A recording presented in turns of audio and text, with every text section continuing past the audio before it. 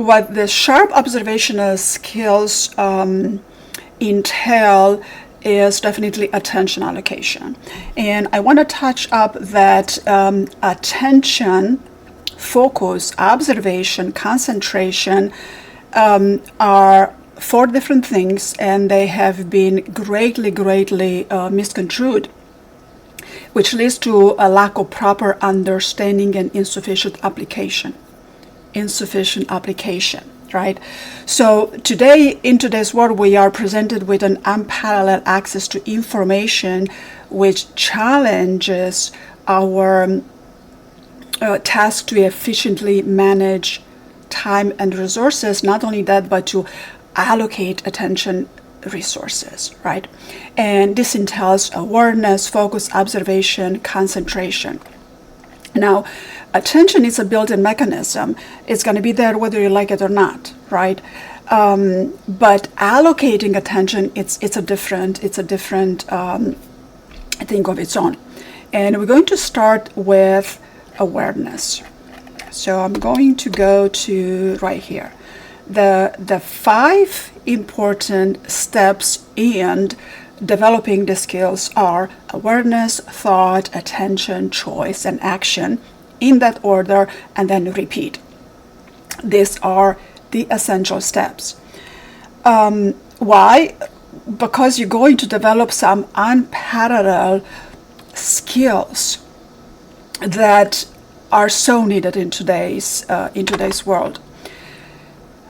What is awareness? There are all kinds of types of awareness. We have ordinary awareness, vigilant awareness, intense concentration, daydreaming, hypnosis, unconsciousness, and death. So if you're looking at this, we're not dead and we're not unconscious. So let's try the total absorption type of awareness, because this is going to bring you results. And attention needs a fundamental cognitive behavioral process. It's a built-in mechanism. And what do I mean by that? If you are to put your hand on a hot plate, you're gonna remove it right away. That's the attention that's built in the mechanism that's built in the attention. You don't have to think and consciously process the fact that you're gonna remove your hand from touching a hot plate. That's the attention building. Now, attention allocation, it's a different story. In within attention, we have several layers, and I'm not gonna spend too much time on it because I don't want to keep you bored. Yeah, I don't want you to be bored. So we have focused attention, sustained attention, selective, alternating, divided, and simultaneous. Now, simultaneous attention involves observing multiple events at the same time. Not processing, just observing multiple events at the same time, like 180 degrees, right? Being aware of it, a relaxed type of awareness.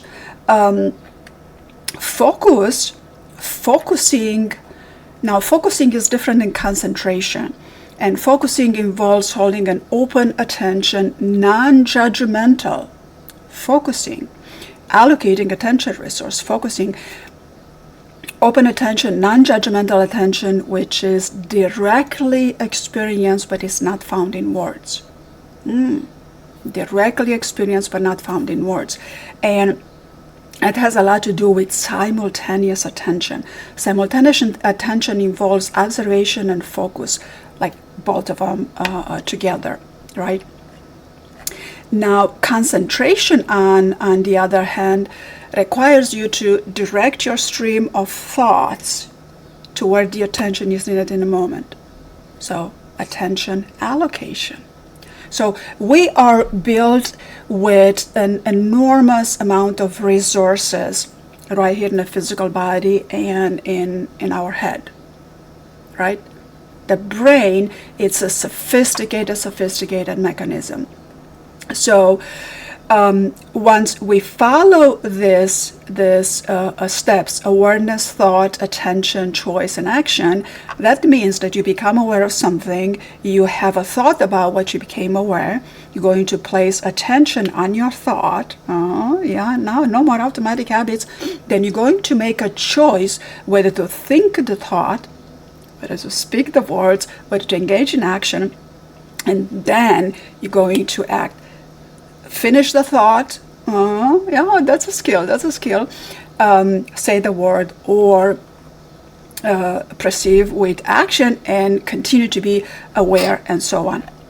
Now, every type of intelligence needs these sharp observational skills. Every single type of intelligence. What the main skill that is involved in the sharp attentional observation would be the higher mind practice. I've been teaching the higher mind since 2011. So it's been a long time, and the results I'm getting are just, I'm surprised and happy and humbled and know that just great results altogether. So for the most part, our attention, it's out there. That's the camera. It's like it's out there, outside of our immediate body. So through the higher mind, I'm teaching you to bring your attention close by, and then even farther, and then a little bit up. So there is a particular trajectory of bringing the attention point, because where your attention is, that's where you're at. If you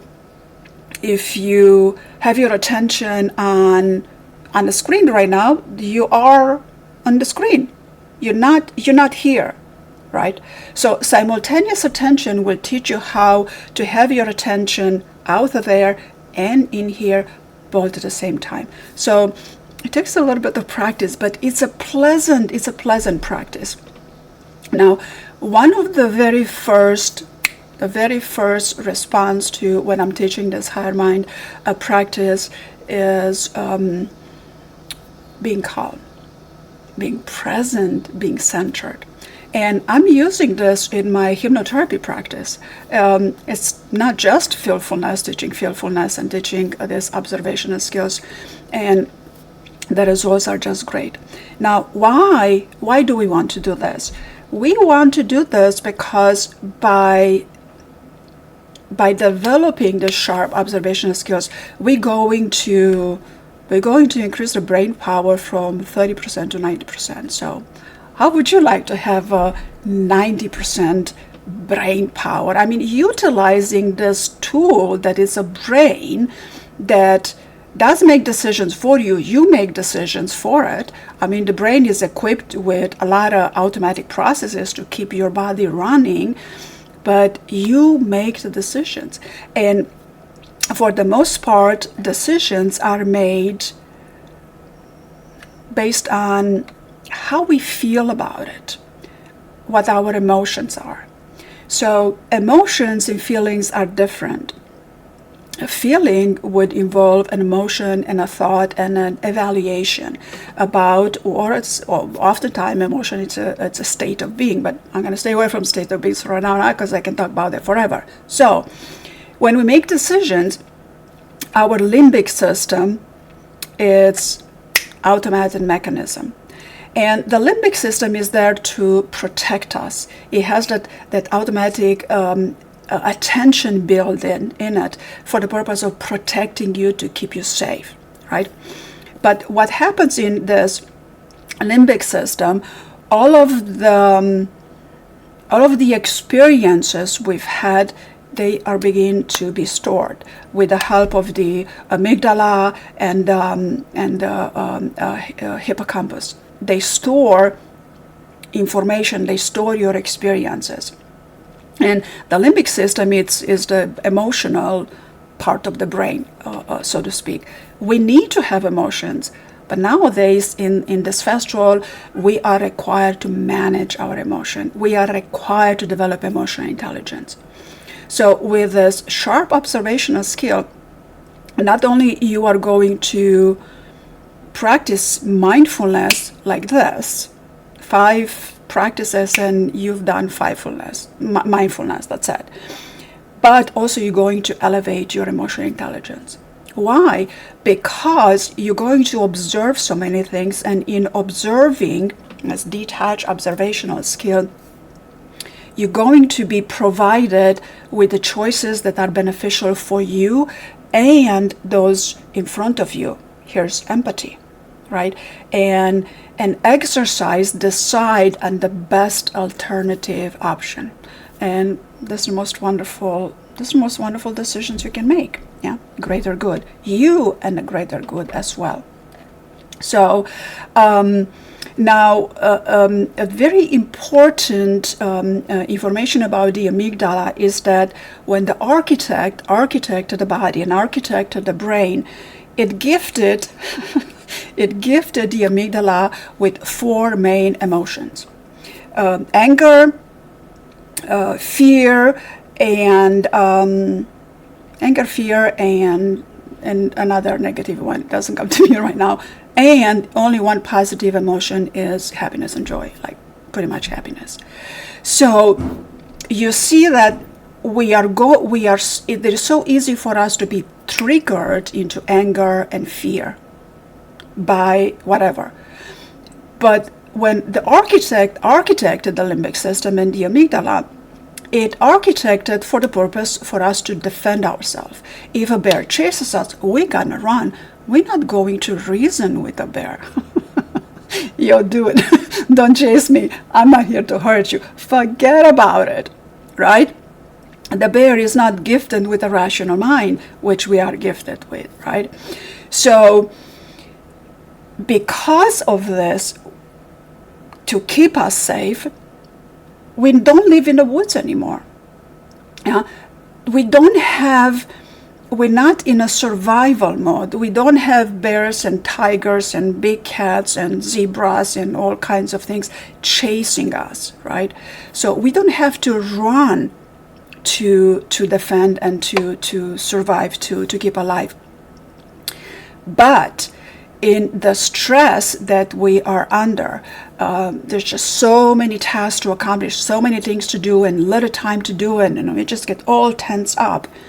All of this tense up, and the fear of losing something, the fear of being liked, the fear of being acknowledged, the fear of being included, of being validated, of being recognized. It's all kinds of fears. This is how people are manipulated, through fear. So all of this, and they're all subconscious habits, right, are going to imprint in your amygdala. And then when you want to use all of the resources of attention, focus, observation, concentration, and simultaneous attention, you're going to default to fear. Your amygdala is going to default to fear and defend. So it's good to understand this mechanism, because then you have a choice. When you begin to be triggered, and all of these sharp observational skills are going to help you become aware of when you begin to be triggered, to take a step back and say, oh, I'm not going to react, instead I'm going to respond. So it takes a little bit of practice, but again, all the practices in developing the skills are very pleasant. So pleasant and so relaxing that at the beginning most people fall asleep. But they fall asleep because they're tired. So I keep telling them, worry not about it, fall asleep, relax if you need to. You are just retraining your limbic system. And it is a fact that because of so much fear and so much fear conditioning, we don't quite know how to experience ourselves in joy and happiness and a relaxed, smooth flow mode. We don't know how to, right? And it takes a little bit of training on how to get there. Well, these sharp observational skills are going to get you there, right? And there are not that many practices to do, and they're pleasant. So there's absolutely zero reason for you to say no to it, because it's going to help you. It's absolutely going to help you and expand you. Doesn't matter. It really doesn't matter what type of intelligence you are, what type of intelligence you need to use in that particular task, because nobody has only one type of intelligence, and no intelligence is better than the other. It's just sometimes one is more beneficial than another, depending on the task, depending on what you need to do. So once we go through the steps, through this practices, we're going to learn to take your thoughts and emotions, to bring it into a feeling and bring it to your center, into the self. The self is the most important there is to you, to everybody, but we ignore it because we have been trained to cater to outside of us. And we have to cater to outside of us because we have to engage with each other, we have to be nice to each other, and we have to go to school, we have to go to work, and we have to do a good job, right? But we forget about the self, and this is what a lot of stress and anxiety and depression and a lot of low self-esteem come into. And the interesting thing about the self, last I attended the evolution of psychotherapy conferences. Every single presentation, every single psychotherapeutic approach had to do with eventually getting to the self. So, what does it mean? That means that if you're going to resolve the self, take care of the self, get into the self, which is your center, bridging your mind with your heart all together, you're going to resolve a lot of things. There's been no low self-esteem. There will be no lack of confidence. There will be, of course, no anxiety, and depression is a bit more complicated. But even depression is going to be tackled very, very well. Well, it depends on the type of depression. If it's clinical depression, it's a completely different story because that has a neurochemical component to it. All right. So this is going to solve a lot of issues. The only thing is that you need to practice a little bit. Now, why do you need to practice? Well, because it's going to form patterns. Remember when I talked about the amygdala? The amygdala is going to react and be triggered based on patterns you have stored there. Yeah? Consciously, unconsciously, is just the experiences you lived throughout your life.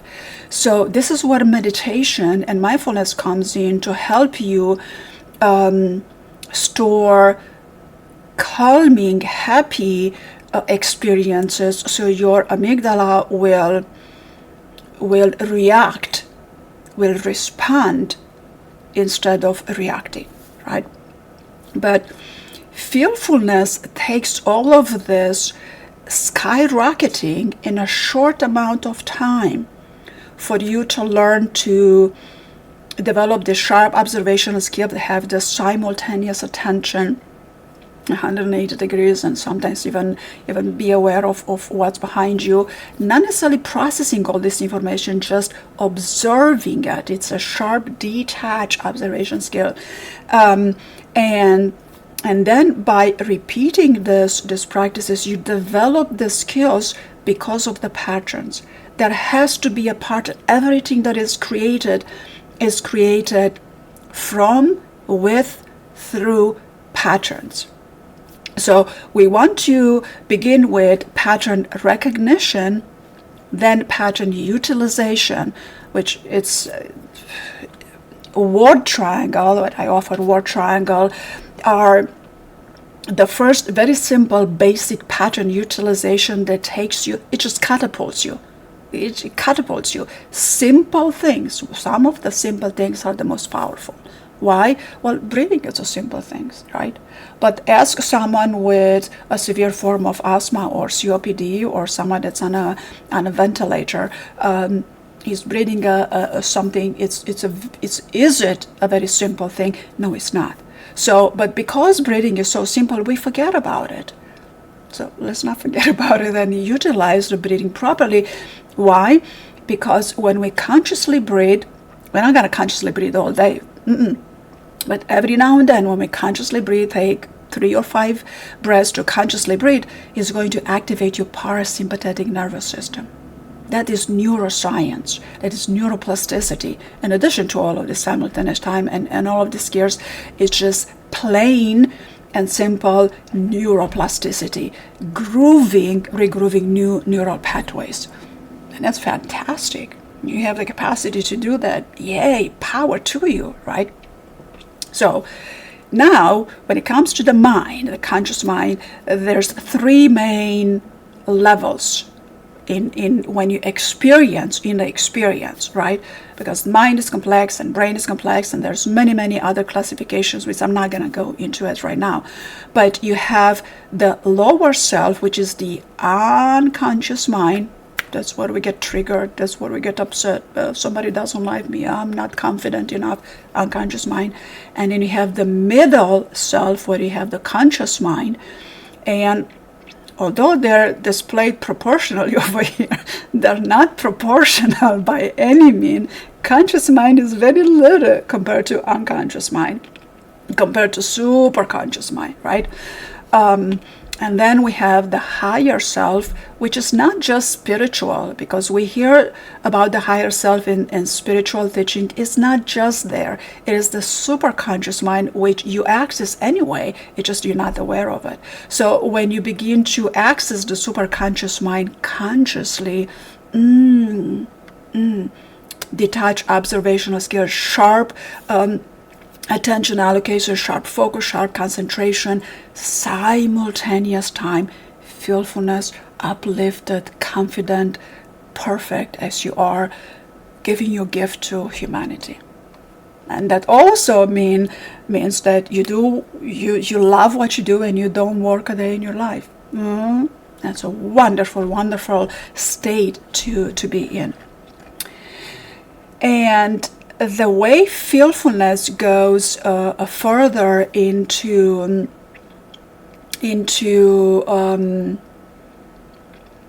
developing the skills, because once we develop this attention allocation, attention, observation, focus, concentration, simultaneous time, once we develop these skills, we begin to step into feeling a feel by choice. Feel a feeling by choice. Wow, how can we do that? That's significant. It's not just emotional intelligence, but that's mastering emotional intelligence like that. Just a few skills, just a few sessions. And linguistics, that specific words are going to get you there, not just any words. There's the sequence to it, but through feelfulness, we begin to create patterns by having a thought, having a pleasant feeling, which we learn through the skills, and then we repeat, right? In the beginning, we're going to pretend, because we're not necessarily going to feel all that certain, right? But there are techniques in which I can bring you to certain. And the brain doesn't know. The brain, if you tell your brain that you're certain, the brain is going to know, yeah, you're certain. If you tell the brain you're happy, sure you're happy. Yeah. If you tell the brain you're capable, brain is going to know you're capable. And then your shoulders are going to go back and say, try the feeling of capable. And like we usually hear. And so what about capable? Go a little here. And then so what about certain? You go here. And then what about happy? And then your shoulders go all back. It is miraculous how it happens, and I'm not telling people to adjust their shoulders or their posture, but it happens automatically. That is just pure gold, right? So what this is going to do in turn is going to expand your awareness to this thought feeling practices, because we each have our internal representation of a reality, which is formed by the beliefs, by the values. That's all inherited from growing up, and habits, routines, memories, sorting, all of the meta programs. And then we have the three main filters: generalize, distort, delete. Oh, we're so good at that, right? And then when we practice these skills, we get into the expanded awareness, which in turn it's going to take you to a higher existential dimension. Simultaneous time, it's a higher existential dimension. You generate states of being. You are not just confident, but you are in your power. You know what you're doing. You love what you do, and you present it, and you do it for the good of others, to enrich and empower others. There's no bigger, higher empowerment that you can have for yourself other than when you empower others. That's just yum, yum, yum. All right. So this is all a circle going in that. Now, when we go more into the neuroscience of it, this was all presented to us by William James, the father of functional psychology, many, many years ago, 1800s or so, right? So when it comes to experiences, there is, and when it comes to the self, there is an I self and there is a me self, right? And we have unconscious thoughts and we have conscious thoughts. It's a bit more complex than that, but this illustration is a fantastic illustration. With this illustration, I was inspired from Matthew Wozniak, PhD, design, when he wrote this beautiful, beautiful article about William James and the conscious experience, metaphysical I, as it relates to the self, as thought to us by William James, the father of functional psychology. And you see right here in the white, you have conscious thoughts, and right here and you have the me self, which is objective. Here's the object. This is me, the object. And then you have the me self as subjective, which is a phenomenology. It's your thought, it's your emotions, your feelings. It's a phenomenon, right? It's not touchable. And what's interesting about that is that it goes through different layers. Over here at the subjective self and one level, you can see when we go to the visual, it's just we have abstract, imagination, visual, olfactory, auditory, tactile, pain, and emotion. So when we have this example for the visual sense right now, at the phenomenology level, you will see I see a hand. It's a phenomenon of you seeing a hand. When you get a bit more specific, you're going to say, I see your hand, right? So it's a bit more specific. But then when you combine the subjective with the objective, you're going to see, I see my hand, right? It's a simple example, but significant. And what's interesting of this conscious experiences is that pain and emotions are not necessarily linked. See these lines over here? They're straight, solid lines, where over here they're straight, but they're dotted lines. So this is a big deal. This is where amygdala comes in, your limbic system, your automatic mechanism. This is where, when you develop this sharp observational skill, are going to take effect. Even the pain that you experience in the body as an object, you're going to have a different subjective phenomenology of it. I mean, this is significant. Emotions, you skyrocket your emotional intelligence. You can choose to feel a feeling by choice, therefore not reacting with emotion, but choosing, right? Choosing to stay away from certain emotion, and that is not as difficult as few might think, because we are emotional animals, but we are the most evolved out of the animals, and we have food, we have shelter, we have others. Well, nowadays maybe digital, yeah, but we still have this. So we don't need to react into all of this emotion. We can choose to respond, right? In addition, all of the skills are going to walk you eventually through this 9 levels of thought value thinking. Our thoughts have 9 different levels of value thinking, things that we appreciate, don't appreciate.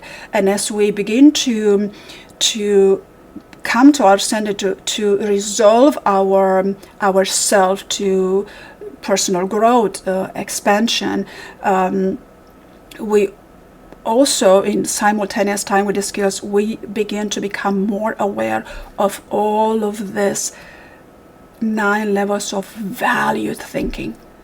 Each of them is important, but some of them are more applicable in particular tasks, in particular circumstances. Now, in addition to that, we also have the 7 layers of thought, where the first layer of thought right here at the bottom is right here. It's just you think and you speak, no filtering, right? And then the second layer of thought is you think the loud thoughts. It's almost as you would speak, but they're there in your mouth, not spoken, right? You're just going to mumble, right? Kids do that all the time. Well, adults do that all the time. Be upset with your boss and you're going to have a lot of second layer of thought. Or with those... or be upset when you call customer service and you have to repeat human representative. You're going to have a lot of second layer of thought, mama bumbling over there, right? Then all of these layers of thought begin to be quieter and quieter and quieter. The third level of thought is where you think an action and you carry forward the action. So you follow all of the 5 steps of conscious creation, 5 steps of Feelfulness: awareness, thought, attention, choice, and action. So that's a third layer of thought. Then we get into the 4th, the 5th, and 6th, and 7th, right? And it's going to be a different presentation at a different time. But what I want you to take with you today, one of the most important things that you can take with you today, is the capacity to modify your thoughts, choose your thoughts, and then bring your emotion, join that with your thoughts. You're going to create a feeling to come in your center. And this center is not the emotional heart or the romantic heart that there is. No, it is your mind joined together with your heart. Because the longest trip you can ever take in your life is from your mind to your heart. That's the longest trip. And then when you join this together, you're going to find yourself in a higher mind just like that. Just like that. In yourself, in your center, very little things will bother you unless there is a lack of integrity, unless there is abuse and violence. Those kind of things are going to bother you. But when somebody doesn't value you, that's not going to bother you. When somebody doesn't recognize you, that's not going to bother you, because you're going to understand and they have their own process and they haven't joined this right here, right? And right now, let's do a little bit of practice. So who wants to join me right now? Out of these 2 wonderful girls, who wants to join me? Liz, Mamit? No? Nobody's going to join me? Yes, we would just give us a minute. All right, yeah, we have to click. All right, allocate your attention and click on what needs to be clicked, because if you don't click on what needs to be clicked, we're just going to be poof. No more presentation. All right, So what we're going to do, we're going to take your attention from out there, bring it closer, closer, closer, and I'm going to guide you. It's not going to make sense. You're not going to know what to do. You're not going to know that you're doing it right, but you're going to have a sensation, an experience, a feeling. Is going to be sort of something kind of like a cloud. It's not precise, but kind of sort of like that. So your rational mind is going to come in a way, and it's going to say, nah, you're not doing it right. This is not important. It's a waste of time. When these thoughts come in, just say, thank you. I'll be with you later. Why? Tell your thoughts. Why don't you wait into the waiting room? I am with a doctor right now. I am with a self-doctor right now. In the waiting room, I'll be with you later. And you'll be surprised how the thoughts will behave. Yeah, we're not going to suppress thoughts, we're not going to suppress emotion. So we're just going to relax and just become aware of yourself. And just be aware that your attention is right there on the screen. So as you look on the screen, you want to soften the focus of your eyes. That has to do with the muscle. Yeah. Eventually you will close your eyes, but not just yet. When we want to reduce stimuli input, and with eyes closed, we reduce a lot of the stimuli input. But also we are going to learn how to do this with eyes open just as well.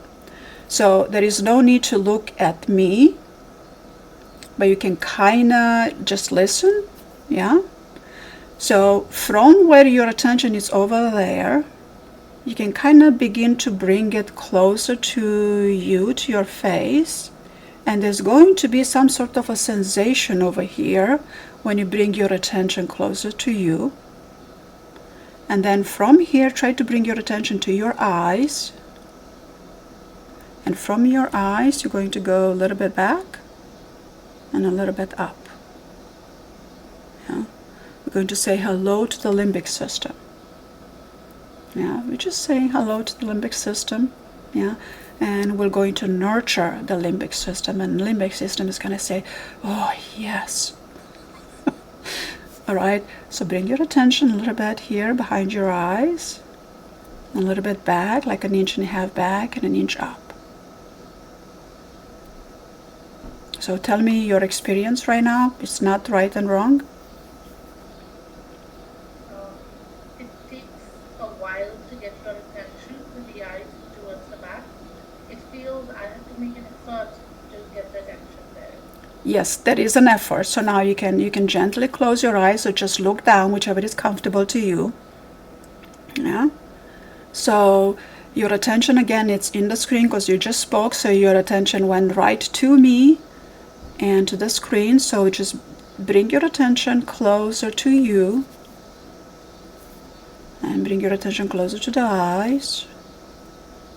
And imagine that you are surrounded by a nice, beautiful bubble. It's just your bubble. It's nothing else in there. It's just your bubble, and I'm just a voice saying some words. All right. Now bring your attention from your eyes a little bit, 1.5 inches back and 1 inch up. And you might find something that is vast and quiet. I mean, if you add curiosity to it, it's definitely going to help. Right. Right. So when your attention slips from there, bring it back from your eyes. Kind of keep your attention around your eyes and be aware that your attention is around your eyes. And when you bring your attention around your eyes, you might have a sensation around the muscle of the eyes. That's just because you've adjusted the focal length. Yeah. All right.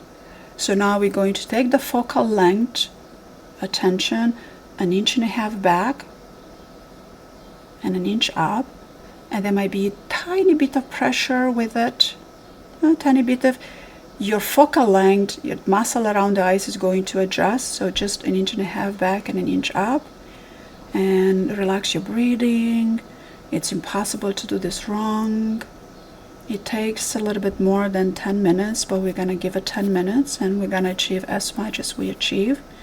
It's impossible to do it wrong. So now from 1.5 inches back and 1 inch up, I want you to go down 1 inch and 1.5 inches in front. Just have your attention right there by your eyes.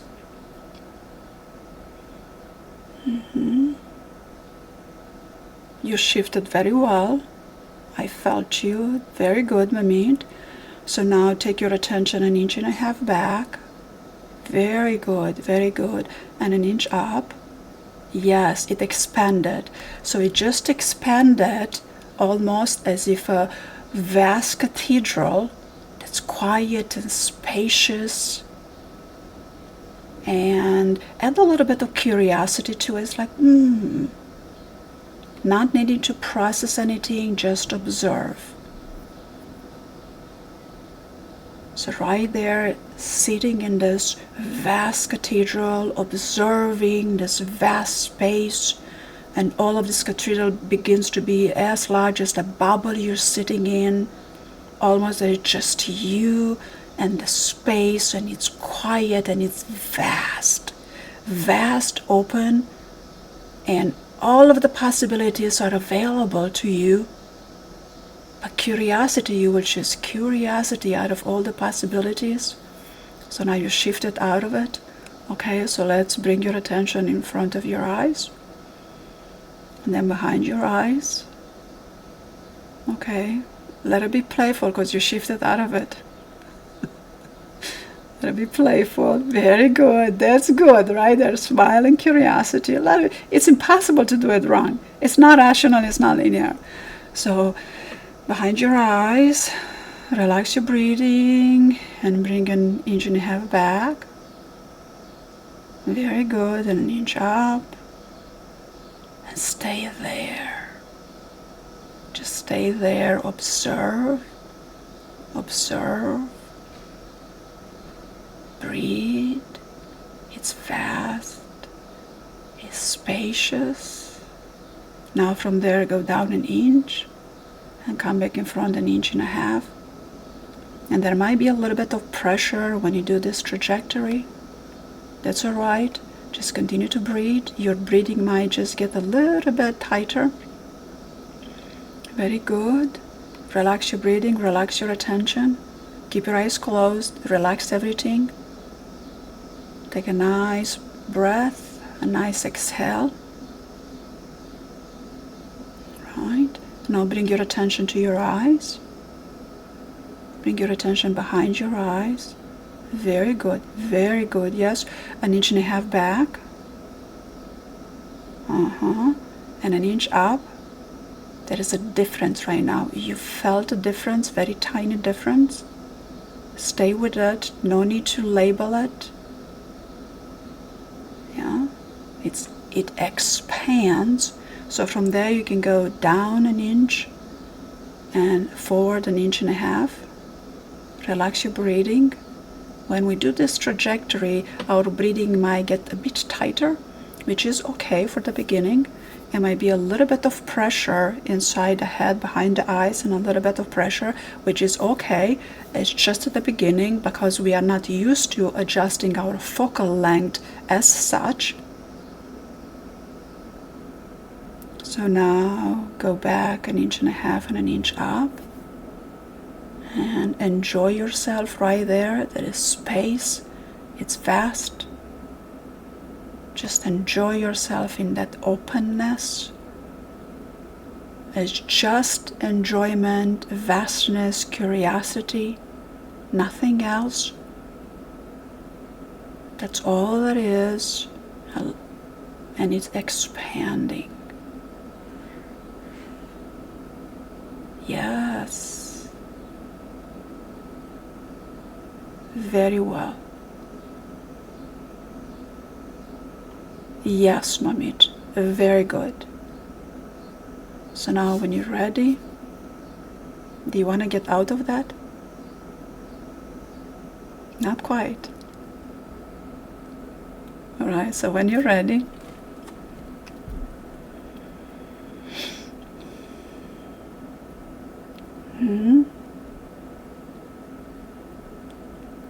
it was quite different.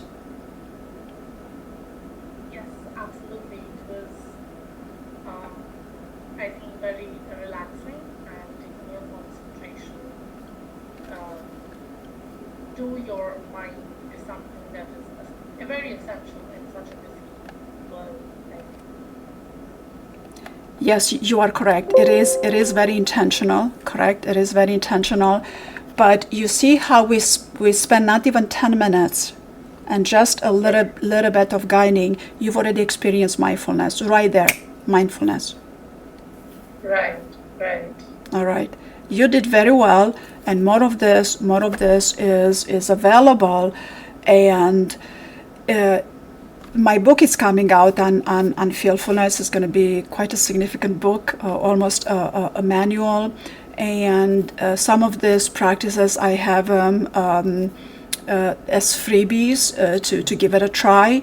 And these practices can become very complex, but they're all pleasant, just like that. Yeah, they're all pleasant. So, yeah, we want to take the 30% of the brain into 90% of the brain and achieve simultaneous time, observe sharply, and when you found yourself an inch and a half back and an inch up, you already entered that sharp observational mode.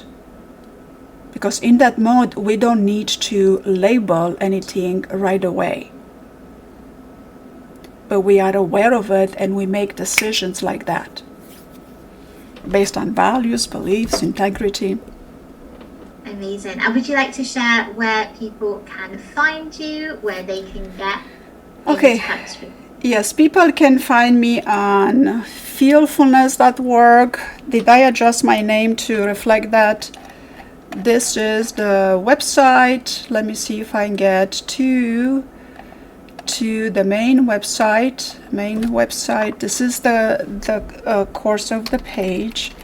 So ORG, this is what it looks like. Feelfulness, like that. And you're going to, the main page is going to show you feelfulness, feel a feeling by choice. But before we learn how to feel a feeling by choice, we need this detached observational skills, right? And Carl Jung has said something, one of the most important things when it comes to the mind, that we shouldn't pretend to understand the world only by the intellect. We apprehend this as much by feeling.